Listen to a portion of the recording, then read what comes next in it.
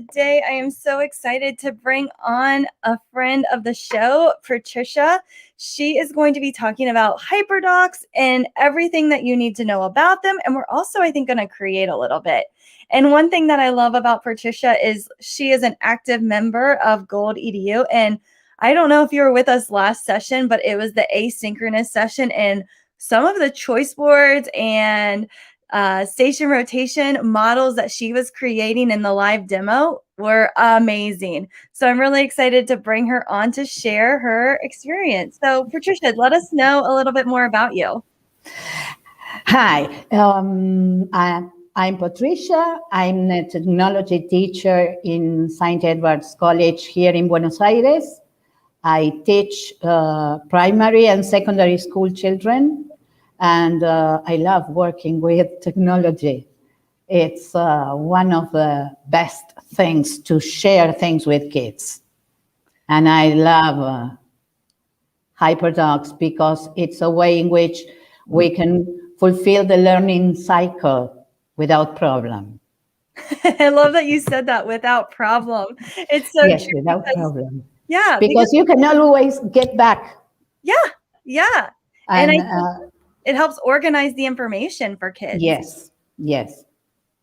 You organize the information as a teacher, and the students can work through it without problem. And we can go back and forth without any limitation, because you can add more things if you need them. And that's why I like them, because I'm always trying to find new things to engage them and to make my classes more interactive and more collaborative between students, so that they can share their feelings and they can apply their critical thinking about the different steps that we are following. For me, it is very important to know whether they have understood or not, and how they have understood things, and what they can do with that. And it was funny because before the session started backstage, we were talking about how even as presenters or as you're getting ready for a conference, you make your slides, but then like the day of, you're going through and you're like, oh, I need to add this and change this. And I think it's easy to do with Hyperdocs. You know, it's all on one document, and you can quickly change in and out activities, or even from year to year, like, okay, that activity did not work last year, so I either need to make better directions or I need to change it. Yes, of course. Or I have found something new. Yeah. So that's why I'm always changing things, even at the last moment. Yeah. I love that. It's so true. So thank you so much, Patricia, for introducing yourself, and let's go ahead and get started. Well, I am a mother, a granny, and a lot of things. Lifelong learner. That's what defines me most. And a glass artist. Even I left for 2 years now. Okay, so let's start. This will be our path today. We are going to talk about Hyperdocs, what they are, how they are used, why I like slides for Hyperdocs and not the other ways to show them. That is my package. My package is to use slides, desks, and all that. And then I'm going to show you some examples and resources that you can use. What are they? What are Hyperdocs? Hyperdocs, this term was coined by Liza Highfield, Kelly Hilton, and Sarah Landes. And what I like about the term is that it is not, whenever you say hyperlink, people think about, well, I have to click there and then I move to another place. But sometimes when you add an hyperlink there, you just click. But whenever we talk about Hyperdoc, we are thinking about doing, about taking part, not only but by clicking, but also by thinking, by doing, by creating, by sharing. So that's why I like the term. And it is interactive, personalized. That's why I change things all the time, because I try to make them specially for these kids, not just for everyone. Maybe it's useless for other people, but I can use them with these kids, especially with them. And it brings creativity and collaboration. That means that they are not inflexible. You can change things while working, while moving around the learning cycle. And students are given the opportunity to create. And that will be one of the most important parts. They create things based on the things that they have been doing. So a hyperdoc is technically an electronic document with hyperlinks that takes students to external websites or additional things that you can add, but it's much more than that. Why? It's much more than that. First of all, it is technology. Of course, we are using technology. It doesn't matter whether it is a Google Doc or a slide or a playlist. It doesn't matter which way you use. It is technology, but it's not just that. It's a way to change your teaching. In this case, when you use Hyperdocs, you have the opportunity to make your children participate in their learning. You are just the facilitator. You just give them the tools. They are the ones who are the owners. They are the ones who are going to choose what to do or how they are going to complete their learning. And this is extremely important for me, because I think that I can show things, and that's the way I teach. I show. But the real learning happens when they are the owners of what I have shown. Yes, it's great for responsive teaching. Yes, it is. And whenever they feel that they are the owners, the kids respond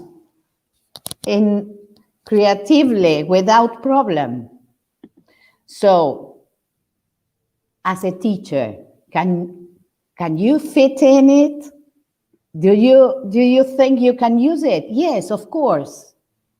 We always work or think our topics and themes as a learning cycle. So you have used, you engage, you explore, you explain, you apply, you share, you reflect, and extend learning. And when I mean extend learning, that means that you open the door.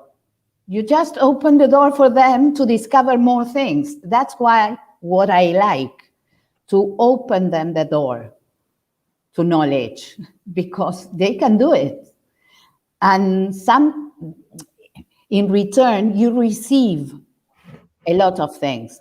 They love going to your class and working with you, because they know that they are going to work all together. It doesn't matter whether it is everything mixed up or things like that. Or you make a mistake, or the link doesn't work, or it doesn't matter. You can rearrange things. and they are going to love working. And that's what I want. I want them to work, to feel that they are learning, not just complete an exercise or things like that. That's not learning for me. And I know for me as a teacher, like just looking at that list, very good pedagogy really does talk about engaging, exploring, explaining, apply all those things. And as a teacher, when I was like sitting there my first year and they're like, you got to do all of this. And Hyperdocs is just a way that I was able to say, oh, I can do this. Like, Yes. you're able to take it and you can organize it all together in a pretty bow, and you got it all ready to go for your students. But I know, like, when I was like first thinking about like, how do I organize a lesson? I mean, Hyperdocs was a really good strategy to use to make sure I was hitting everything for my students. Yes. And it makes it really simple to organize everything. Maybe you are not going to complete the whole approach. Maybe you mixed things. Maybe you have engaged and explored together, because maybe it's not necessary to have them separated. So that's why I like it. When I was studying to be an English teacher, they told us that you have to use reading, writing, speaking, and those were the things that we have to follow. That was our learning cycle. So that's the way I think things. You have to, the kids have to, they should have the opportunity to speak, to read, to listen, and to watch. I love that, because it's very simple. And it's easy because maybe you find the different things that you want and then you put them together. Sometimes I start just with a slide deck. I like the slide deck and I think, oh, that's good for searching the web. So I can teach searching the web by using this slide deck because I like it. And then I start with all the things I have found, and then I begin putting them in order so that the learning cycle is complete. That's the way for me. A little bit of mixture. So the first thing you must always remember is to start. To begin with the first step. And then everything is going to be okay. If you make a mistake, well, we can always go back. And I don't mind making mistakes.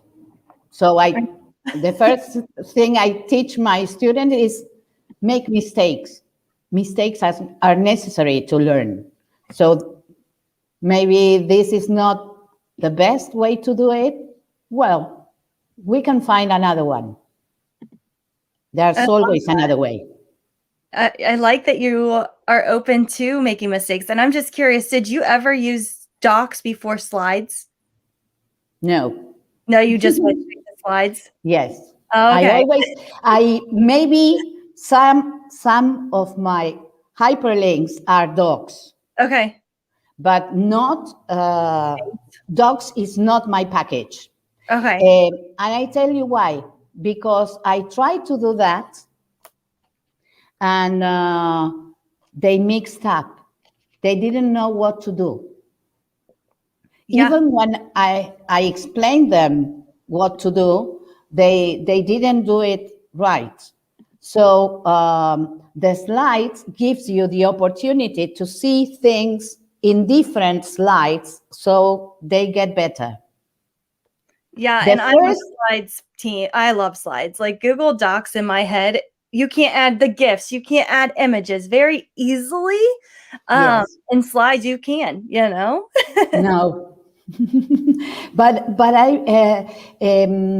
for me, the first time I did a hyperdoc was like a game, like the one you used with YouTube the other day, and they didn't follow it. So I thought this is not the right way to do it.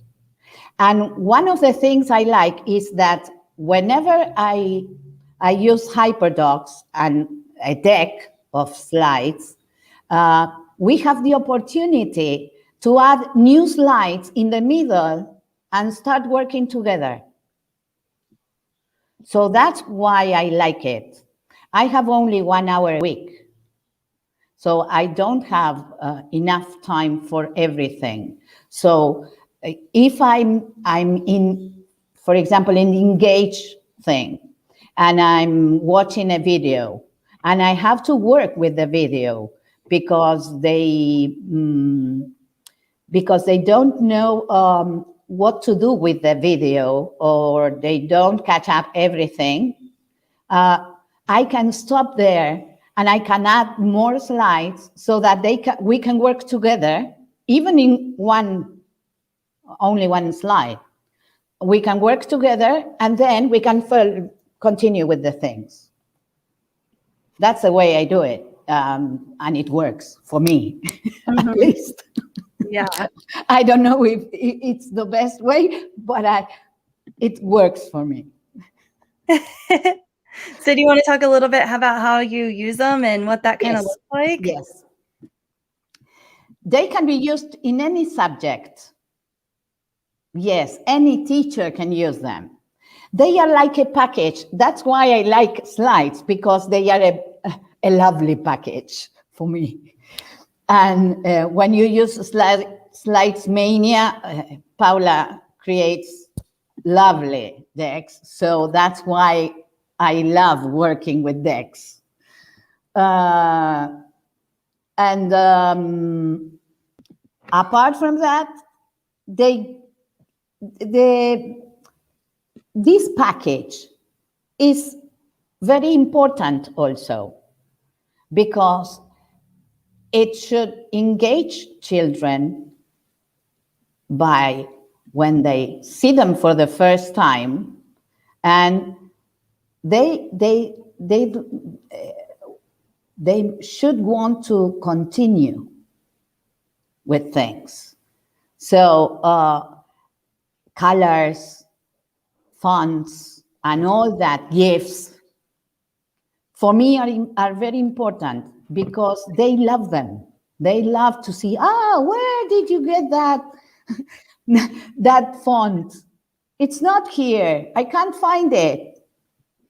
For example, one day I used Minecraft fonts from Font Meme, because we were talking about Aborigines, and they love it. Where did you get that? That's Minecraft.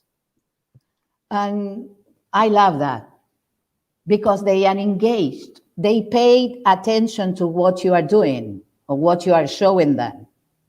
So they want to learn. So it gives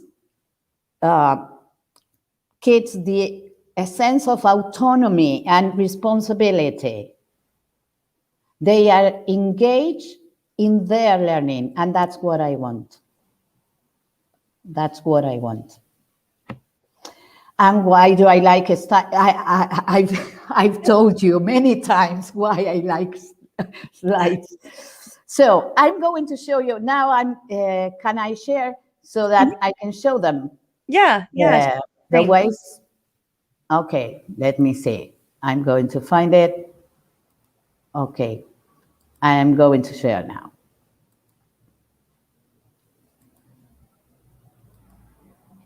Okay.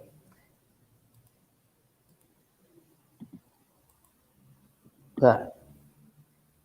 Is it here? Yep, you're all set. You just need to go to your Google Slides. Okay, good. The first one, I'm going to show you 3 different ways in which you can pack your Hyperdocs. The first one is a template. This one is from hyperdocs.com. And here you can see within the template the different steps that you can follow. What is good about this template is that you have what you have to include in each part. So it's very easy. You can make a copy of this and then replace all the instructions by the things you want. This is the first one.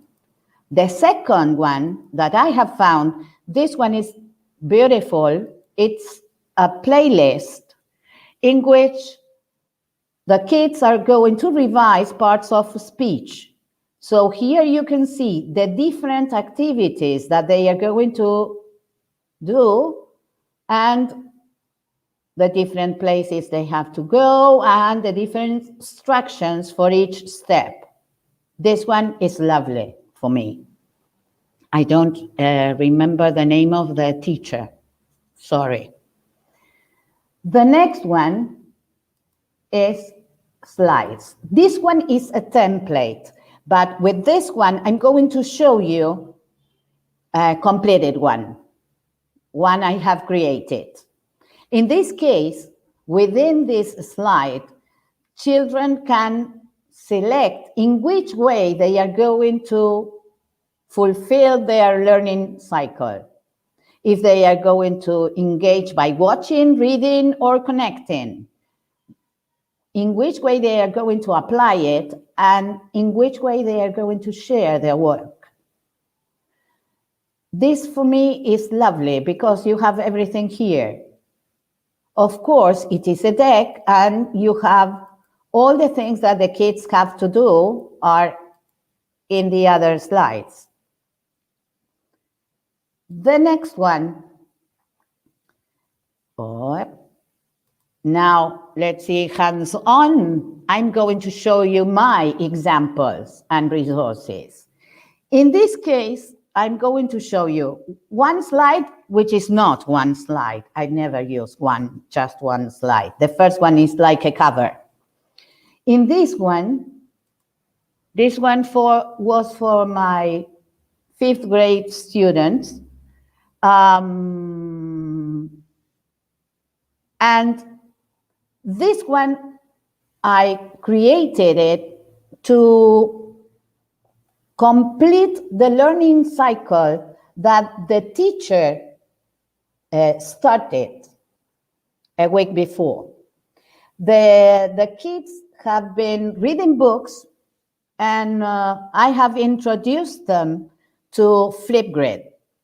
Of course, the first Flipgrid use was to introduce themselves and all that. So in this case, they have been reading books. So I decided that to complete the learning cycle of these books was to use them in technology. So even though in this case, I'm not using the whole approach, it is just the last part of the learning cycle for my kids. So the first thing, sorry, but it is in Spanish because I give it in Spanish. In this case, they have to think about a book from the ones they have read at school, and they have to go to Flipgrid and talk about the book. Which part they like, which part they don't like, and why, in some cases, it was the best book they have ever read. And the last part was the creative part, in which they had to draw, to make a poster of that book. And I told them that in this case, by giving me the poster and talking to me about the book, they have to sell the book. They have to make me read the book because I love books and I want to read more books. So they have to sell the book they like. The second one is a notebook. I love notebooks. Paula has created lovely notebooks. In this case, this project work was for secondary school kids. In this case, they had different subjects or themes or topics that I want them to study and investigate. So each topic was like a hyperdoc for me. So they have an article, they have a video, or more than one video, it depends on the topic, where they can study this topic, and then they have to show me what they have learned through those videos and articles by giving their opinion to be in favor of no or not to the general question that I have presented to them. So they can choose, they can always choose in which way they are going to show their work. The other one, in this case, here we have the deck that I told you about. In this case, I told them that they were in the driver's seat, so they have to choose in which way they are going to engage, apply, and share what they have learned. So we have to go first. In this case, they have to watch this interactive presentation, which I have prepared for them, about tricks to search through Google. So I showed them by using this genially instead of using a video, what are the things they have to pay attention to. Then they have here an article. Here I have a doc where they find the way in which they can evaluate online sources. Then they have to connect with me through Zoom to talk about it. And then they have to write a little summary about all the things they have learned, to draw it. In this case, they have to create a sketch note. But when we were talking about this, I told them, well, maybe you can make an infographic or maybe a poster. You can choose.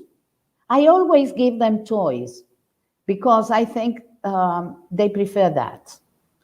And the last, when we talk about texts, I told them to use Canva or PowerPoint or Google Slides to show, and then we go to Flipgrid or WeVideo. The last one was to teach through Flipgrid. Another notebook here.